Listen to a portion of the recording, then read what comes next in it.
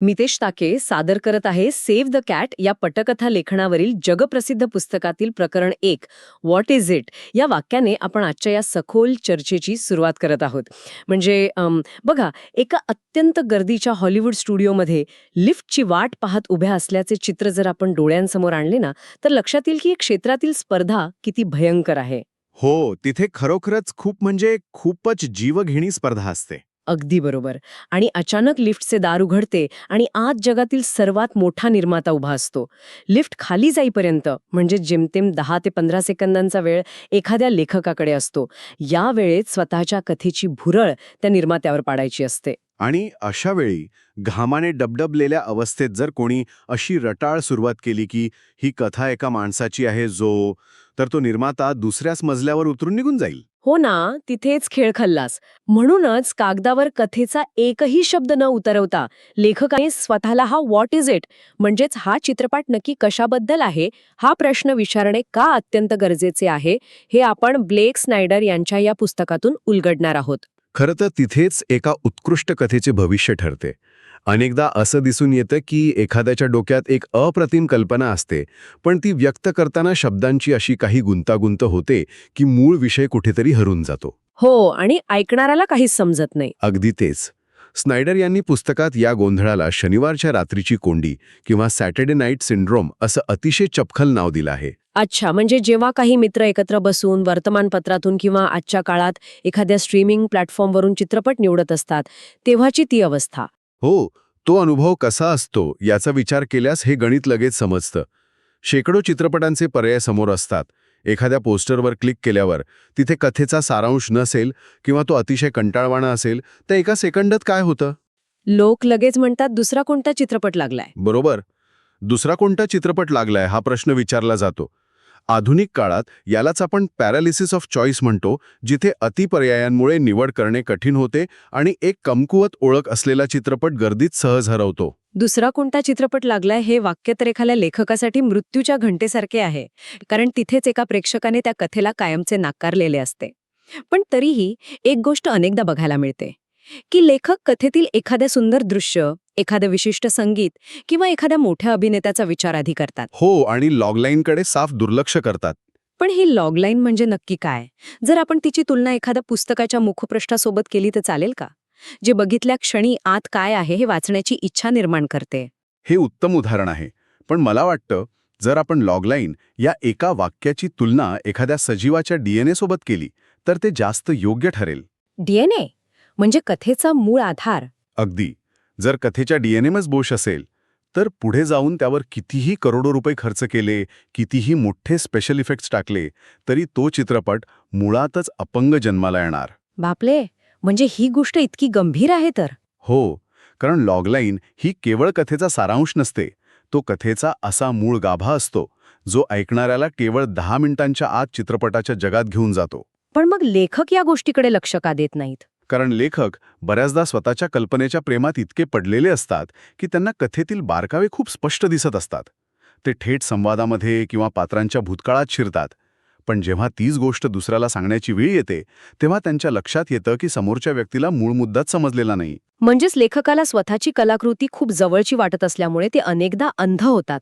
हो, म्हणूनच स्नायडर स्पष्ट करतात की चित्रपटाच्या यश अपयशाची खरी सुरुवात या एका वाक्यावरून होते आणि त्यासाठी काही विशिष्ट नियम पाळणं अनिवार्य ठरतं. यावर उपाय म्हणून पुस्तकात उत्तम लॉगलाईन तयार करण्यासाठी काही अतिशय रंजक नियम सांगितले आहेत. त्यातला पहिला आणि मला खूप महत्त्वाचा वाटणारा नियम म्हणजे विरोधाभास किंवा आयरनी. ज्याला कथेचा हुक असंही म्हटलं जातं. बरोबर. हा हुक प्रेक्षकांना कसा पकडून ठेवतो यासाठी पुस्तकात डाय हार्ड या चित्रपटाचं उदाहरण दिले आहे. एक पोलीस अधिकारी आपल्या पत्नीला भेटण्यासाठी दुसऱ्या शहरात येतो. जिची आणि त्याची एकमेकांशी फारशी पटत नसते. हो, तो स्वतःच्या कार्यक्षेत्राबाहेर असतो आणि अचानक तिची संपूर्ण इमारत दहशतवादी ताब्यात घेतात. किंवा प्रिटी वुमनमधील तो प्रसंग घ्या ना. तो जिथे एक अत्यंत श्रीमंत व्यावसायिक एका वेश्येला वीकेंडसाठी सोबत राहण्यासाठी भाड्याने घेतो आणि तिच्याच प्रेमात पडतो. या दोन्ही उदाहरणांमध्ये एक तीव्र संघर्ष स्पष्ट दिसतो. या उदाहरणांमधील मानसशास्त्रीय पैलू समजून घेणं खूप गरजेचं आहे. मानवी मेंदूला विरोधाभास इतका का आकर्षित करतो कारण विरोधाभास हा एखाद्या मानसिक खाजेसारखा असतो. मानसिक खाज हे थोडं गमतीशीर वाटतंय. हो, पण खरं आहे. जोपर्यंत आपण ती खाजवत नाही तोपर्यंत चैन पडत नाही. उत्क्रांतीच्या काळापासून आपला मेंदू अशा गोष्टींकडे वेगाने आकर्षित होतो ज्या नेहमीपेक्षा वेगळ्या किंवा अनपेक्षित आहेत. दोन अत्यंत विरुद्ध टोकं जेव्हा एकत्र येतात तेव्हा मेंदूला एक प्रकारचा धक्का बसतो. जसं फोर ख्रिसमसेस या चित्रपटाच्या लॉगलाईनमध्ये सुट्टीचा आनंद आणि तणाव या दोन विरुद्ध गोष्टी एकत्र आणल्या आहेत. अगदी बरोबर.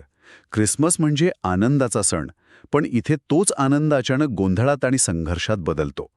जेव्हा असा अनपेक्षित संघर्ष समोर येतो तेव्हा तो सोडवला कसा जाईल ही उत्सुकता मेंदूला स्वस्थ बसू देत नाही. आणि हीच अस्वस्थता प्रेक्षकाला तिकीट खरेदी करायला भाग पाडते. पण इथे मला कथेच्या प्रकारावरून एक मोठी शंका येते. कोणती शंका? डाय हार्ड हा एक पूर्णपणे ॲक्शन चित्रपट आहे आणि प्रिटी वुमन ही रोमॅन्टिक कॉमेडी आहे. अशा जॉनरामध्ये विरोधाभास किंवा असा उघड संघर्ष निर्माण करणे सोपे वाटते. पण समजा एखाद्या लेखकाला अत्यंत गंभीर भावनिक कथा म्हणजे ड्रामा लिहायचा असेल, ज्यात हास्य किंवा ॲक्शन नाही, तिथेही असा विरोधाभास असणं सक्तीचे आहे का? हा खूप चांगला प्रश्न आहे. अनेकदा गंभीर कथांमध्ये असा उघड विरोधाभास दिसत नाही असं वाटतं. पण स्नायडर यांच्या मते जॉनर कोणताही असो, कथेमध्ये विरोधाभास असणं अनिवार्यच आहे. म्हणजे ड्रामासाठी सुद्धा तो नियम लागू होतोच. नक्कीच. कारण अत्यंत गंभीर कथांमध्येही जर अनपेक्षित काही घडत नसेल तर ती कथा अतिशय कंटाळवाणी बनते. विरोधाभास म्हणजे केवळ हसवणारे किंवा थक्क करणारे प्रसंग नव्हेत. एखाद्या पात्राच्या बाह्य उद्दिष्टांमध्ये आणि त्याच्या आंतरिक गरजांमध्ये असलेला संघर्ष हा देखील एक भावनिक विरोधाभासच असतो. अच्छा, म्हणजे पात्राचा स्वतःशी असलेला लढा. हो. उदाहरणासाठी एका अत्यंत तत्वनिष्ठ आणि कठोर न्यायाधीशाला स्वतःच्याच गुन्हेगार मुलाला शिक्षा सुनावण्याची वेळ येणे हा गंभीर कथेतील विरोधाभास आहे. इथे कायद्याचं रक्षण आणि पितृप्रेम या दोन विरुद्ध गोष्टींची टक्कर होते. जर कथेत असा अंतर्गत किंवा बाह्य संघर्ष नसेल तर ती कथा प्रेक्षकांना 2 तास खुर्चीला खेळून ठेवू शकत नाही. म्हणजेच कथा कोणतीही असो, त्यात प्रेक्षकांना गुंतवून ठेवणारा तो ताण आवश्यकच आहे. यानंतरचा विचार केल्यास कथेचा दुसरा पैलू समोर येतो. तो म्हणजे स्पष्ट मानसिक चित्र किंवा कंपेलिंग मेंटल पिक्चर. हा नियम तर खूपच प्रभावी आहे. हो ना. याचा अर्थ असा की ती एक ओळ ऐकताच प्रेक्षकांच्या डोळ्यांसमोर संपूर्ण चित्रपट उभा राहिला पाहिजे. एका क्षणात कथेचं जग, त्यातील पात्रांची अवस्था आणि पुढे काय घडू शकते याचे चित्र स्पष्ट व्हायला हवे. जर लॉगलाईन ऐकून डोक्यात कोणतीही दृश्य तयार होत नसतील तर कथेच्या मांडणीत काहीतरी मोठी त्रुटी आहे असं समजावं. या संकल्पनेसाठी ब्लाइंड डेट या चित्रपटाच्या लॉगलाईनचं विश्लेषण करणं अत्यंत रंजक ठरतं. त्याची लॉगलाईन अशी आहे की ती अगदी परिपूर्ण स्त्री आहे जोपर्यंत ती दारू पित नाही. अरे वा, या एका वाक्याची ताकद खरोखरच प्रचंड आहे. हो. हे ऐकताच ऐकणाऱ्याचा मेंदू आपोत काही दृश्य रंगवू लागतो. एक अतिशय सुंदर, सभ्य स्त्री, एका महागड्या रेस्टॉरंटमध्ये सुरू असलेली रोमॅन्टिक डेट आणि अचानक तिने दारू प्यायल्यावर होणारा भयानक गोंधळ. आणि त्या बिचाऱ्या नायकाची होणारी फजिती मेंदूला अत्यंत स्पष्ट दिसते. अगदी. एका साध्या वाक्याने कोणताही कॅमेरा न वापरता किंवा एकही रुपया खर्च न करता प्रेक्षकांच्या मनात चित्रपटाचा एक संभाव्य ट्रेलर चालवला जातो. राईड अलॉंग या चित्रपटाचंही असेच एक उत्तम उदाहरण पुस्तकात आहे. याला हॉलिवूडच्या भाषेत फिश आउट ऑफ वॉटर किंवा पाण्याबाहेर काढलेला माशासारखी अवस्था असं म्हटलं जातं. हो, तो भित्रा शिक्षक ज्याला गुन्हेगारी विश्वातील गस्तीवर जावं लागतं. बरोबर. त्याला आपल्या स्वप्नातील मुलीशी लग्न करायचे आहे, पण त्याआधी त्याला तिच्या भावासोबत त्या भयानक गस्तीवर जावे लागते. आणि तिचा भाऊ एक अत्यंत कडक आणि रागीट पोलीस अधिकारी आहे. हे वाक्य ऐकल्यावरच त्या भित्र्या शिक्षकाची गस्तीच्या वेळी अवस्था काय होईल, बंदुकीच्या आवाजाने तो कसा घाबरेल आणि त्या रात्री कसे विनोद निर्माण होतील याची एक मालिकाच डोळ्यासमोर उभी राहते. आणि हे मानसिक चित्र जितके स्पष्ट असते तितकाच त्या कथेवर विश्वास ठेवणे सोपे जाते. हो, कारण जेव्हा निर्माते हजारो कथा वाचत असतात तेव्हा त्यांच्यावर आधीच कामाचा प्रचंड ताण असतो. जर लॉगलाईनमधून कोणतीही प्रतिमा तयार होत नसेल आणि निर्मात्याला कथेचे जग समजून घेण्यासाठी स्वतःच्या डोक्यावर ताण द्यावा लागत असेल तर ते ती कथा लगेच नाकारतात. म्हणजे प्रेक्षक किंवा निर्माते हे अमूर्त संकल्पनांवर पैसे लावत नाहीत. त्यांना डोळ्यांनी पाहता येईल असा संभाव्य चित्रपट त्या एका ओळीत दिसायला हवा. अगदी बरोबर. हे मानसिक चित्र फक्त कथेच्या मनोरंजनापुरते मर्यादित राहत नाही, तर ते थेट चित्रपटाच्या व्यवसायाशी आणि अर्थकारणाशी जोडले जाते. इथे लॉगलाईनचा अजून एक अत्यंत महत्वाचा म्हणजे तिसरा नियम लागू होतो, प्रेक्षक आणि खर्च किंवा ऑडियन्स आणि कॉस्ट. हा भाग लेखकांसाठी समजून घेणं खूप गरजेचं आहे. हो, कारण एखाद्या स्टुडिओच्या अधिकाऱ्याकडे जेव्हा ही लॉगलाईन जाते, तेव्हा तो फक्त कथेतून मिळणारे मनोरंजन शोधत नसतो. त्याच्या मनात व्यवसायाचे गणित सुरू असते. पण फक्त एका ओळीवरून चित्रपटाचा खर्च आणि त्याचा प्रेक्षक वर्ग कसा ठरवला जातो हे खूप आश्चर्यकारक आहे.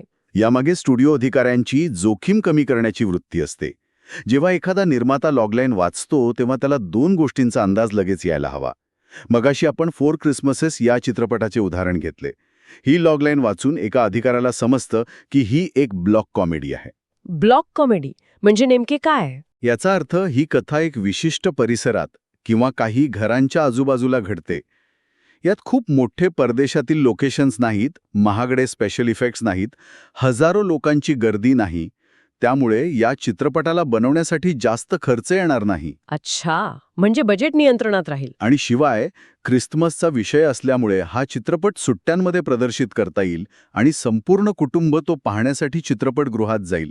म्हणजेच अतिशय कमी बजेट आणि खूप मोठा प्रेक्षक वर्ग. हे गणिताच्या दृष्टिकोनातून अतिशय विलक्षण आहे. म्हणजे लेखकाने फक्त एक रंजक कथा लिहून चालणार नाही, तर त्या कथेचा व्यावसायिक गणितही त्या एका वाक्यात दडलेले असले पाहिजे. जर लॉगलाईनमध्ये 2 प्रगतग्रह एकमेकांशी हजारो वर्षांपासून युद्ध करत आहेत असे वाक्य असेल, तर निर्मात्याला लगेच समजेल की यासाठी शेकडो कोटी रुपये खर्च करावे लागतील. त्यामुळे लॉगलाईन ही केवळ कथेची ओळख नसून ती चित्रपटाच्या व्यावसायिक प्रस्तावाचा एक अतिशय महत्त्वाचा भाग असते. आणि ह्याच व्यावसायिक प्रस्तावाचा सर्वात मोठा आणि दृश्य भाग म्हणजे चित्रपटाचं शीर्षक. हा लॉगलाईनचा चौथा नियम आहे. एक जबरदस्त शीर्षक किंवा अ किलर टायटल. शीर्षक आणि लॉगलाईन हे एकाच नाण्याच्या 2 बाजूंसारखे काम करतात. पुस्तकात याला say what it is test असं म्हटलं आहे. म्हणजे शीर्षक असं असावं जे चित्रपटाच्या कथेच्या अनुषंगाने असेल आणि ते वाचताक्षणी कथेचा किमान अंदाज येईल. मार्केटिंगच्या जगात शीर्षकाला खूप महत्त्व असतं. हो, कारण तेच प्रेक्षकांना आकर्षित करणारे पहिले माध्यम असते. पुस्तकात या नियमासाठी लीगली ब्लॉन्ड हे अतिशय उत्कृष्ट शीर्षक मानले गेले आहे. या नावातच एक विरोधाभास आणि गमतीशीरपणा आहे. नक्कीच. जर या चित्रपटाला बार्बी गोज टू हार्वर्ड असं साधं नाव दिलं असतं तर ते किती वरवरचे आणि एखाद्या लहान मुलांच्या चित्रपटासारखे वाटले असते. हो ना, पण लीगली ब्लॉन्ड हे शीर्षक ऐकताच एका हुशार पण वरवर पाहता केवळ फॅशनची आवड असलेल्या मुलीचा कायद्याच्या जगात सुरू असलेला संघर्ष जाणवतो. एका शब्दात कथेची खोली वाढते. याच्या अगदी उलट उदाहरणंही आहेत जी खूप दिशाभूल करणारी असतात. फॉर लव्ह ऑर मनी या शीर्षकावर स्नायडर यांनी खूप कडक टीका केली आहे. हे शीर्षक इतकं सामान्य आहे की हॉलिवूडमध्ये याच नावाची अनेक चित्रपट बनली आहेत, पण कोणाला एकाचीही कथा आठवत नाही. म्हणजे असं सामान्य शीर्षक देणं हा एक प्रकारचा गुन्हाच आहे. हो, एक सामान्य शीर्षक प्रेक्षकांची उत्सुकता मारून टाकतं. जर चित्रपटाचे नाव वाचून $10 खर्च करण्याची इच्छाच निर्माण होत नसेल तर लेखकाने कितीही चांगली पटकथा लिहिलेली असली तरी त्याचा व्यावसायिकदृष्ट्या काहीही उपयोग होत नाही. म्हणजेच एक कमकुवत शीर्षक लेखकाच्या वर्षानुवर्षांच्या कष्टावर पाणी फिरवू शकते. आत्तापर्यंत आपण विरोधाभास, मानसिक चित्र, खर्च, प्रेक्षक आणि शीर्षक यांसारख्या गोष्टी पाहिल्या.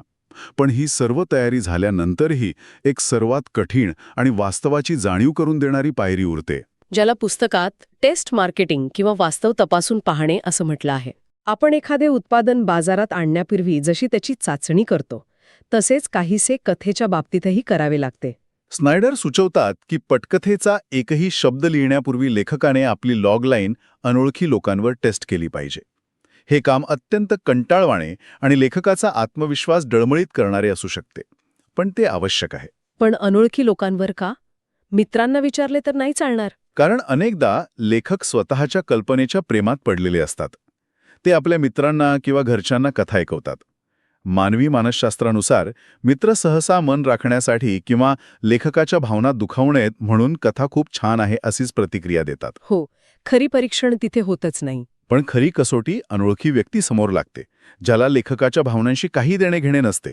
मला वाटतं इथे अनोळखी लोकांची निवड करण्यामागचे मानसशास्त्र आणि शरीराची भाषा म्हणजेच बॉडी लँग्वेज खूप महत्वाचे ठरते. जेव्हा एखादा लेखक कॉफी शॉपमध्ये किंवा बसमध्ये भेटलेल्या एखाद्या अनोळखी व्यक्तीला आपली लॉगलाईन सांगतो, तेव्हा त्या व्यक्तीची प्रतिक्रिया खूप काही सांगून जाते. अगदी. जर ती व्यक्ती इकडे-तिकडे बघत असेल, घड्याळाकडे पाहत असेल किंवा तिचं लक्ष विचलित होत असेल, तर तो एक स्पष्ट संकेत असतो की लॉगलाईनमध्ये दम नाही. ती व्यक्ती तोंडाने काहीही बोलली नाही तरी तिचा कंटाळलेला चेहरा सत्य सांगून जातो. आणि जर लॉगलाईनमध्ये दम नसेल तर पर्यायाने कथेत मोठा बदल करण्याची गरज आहे हे लेखकाने स्वीकारायला हवे. लहानपणी उन्हाळ्याच्या सुट्टीत घडलेली एखादी खास आठवण लेखकाला कितीही महत्वाची आणि भावनिक वाटत असली तरीही ती एका अनोळखी व्यक्तीसाठी अजिबात रंजक नसू शकत. हे कडवे सत्य पचवणं लेखकासाठी खूप गरजेचं आहे.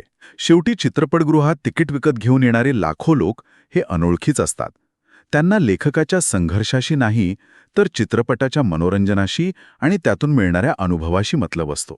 म्हणजे जोपर्यंत एखादी अनोळखी व्यक्ती ती एक ओळ ऐकून उत्स्फूर्तपणे "अरे वाह, पुढे काय होतं?" असा प्रश्न विचारत नाही, तोपर्यंत पटकथा लिहायला सुरुवात करू नये, हा खूप मोलाचा सल्ला आहे. हो, आणि हा प्रवास खरोखरच आव्हानात्मक आहे. तो लेखकाला स्वतःच्या कलाकृतीकडे अत्यंत तटस्थपणे पाहायला शिकवतो. नक्कीच. या सखोल चर्चेच्या शेवटी आपण सेव्ह द कॅट या पुस्तकातील प्रकरण 1 ची संपूर्ण उजळणी करूया. कोणत्याही लेखकाचे काम पटकथा लिहिण्यापासून नाही तर व्हॉट इज इट म्हणजेच हा चित्रपट नक्की कशाबद्दल आहे या अत्यंत साध्या पण महत्वाच्या प्रश्नापासून सुरू होते. या प्रश्नाचे अचूक उत्तर देण्यासाठी एक प्रभावी लॉगलाईन असणं आवश्यक आहे. आणि त्या प्रभावी लॉगलाईनमध्ये 4 महत्वाच्या गोष्टी असणे अनिवार्य आहे. पहिले म्हणजे कथेतील विरोधाभास किंवा आयरनी, जो प्रेक्षकांच्या मेंदूत उत्सुकता आणि ताण निर्माण करतो. दुसरे, स्पष्ट मानसिक चित्र किंवा मेंटल पिक्चर, ज्यामुळे कोणतीही दृश्य न पाहताही डोळ्यांसमोर चित्रपट उभा राहतो. तिसरे म्हणजे प्रेक्षक आणि खर्चाचा अंदाज, म्हणजेच ऑडियन्स आणि कॉस्ट, जो स्टुडिओच्या व्यावसायिक गणितासाठी आणि जोखमीच्या व्यवस्थापनासाठी महत्वाचा असतो. आणि चौथे म्हणजे एक चपखल शीर्षक किंवा अ किलर टायटल, जे कथेचा गाभा सांगते. आणि शेवटी या सर्व कसोट्या पार केल्यानंतरच अनोळखी लोकांवर टेस्ट मार्केटिंग करून कथेचा खरा कस तपासला जातो. हे सर्व टप्पे पार केल्यानंतरच एक भक्कम पाया तयार होतो. आजची ही चर्चा पटकथा लेखनाच्या जगातील एक अत्यंत वेगळा आणि व्यावसायिक दृष्टिकोन देणारी ठरली. आता जाता जाता सर्व श्रोत्यांनी एका रंजक गोष्टीचा नक्की विचार करावा. स्वतःच्या सर्वात आवडत्या चित्रपटाचा विचार केल्यास आणि त्या चित्रपटाची संपूर्ण कथा या 4 नियमांत बसून एकाच ओळीत सांगायचा प्रयत्न केल्यास त्यात तो विरोधाभास आणि मानसिक चित्र कसे दडलेले आहे याचा एक नवा शोध नक्कीच घेता येईल. या एका प्रयत्नातून कथेची खरी ताकद समजण्यास मदत होऊ शकते. पुन्हा भेटूया या पुस्तकातील प्रकरण 2 मधील अशीच माहिती ऐकण्यासाठी.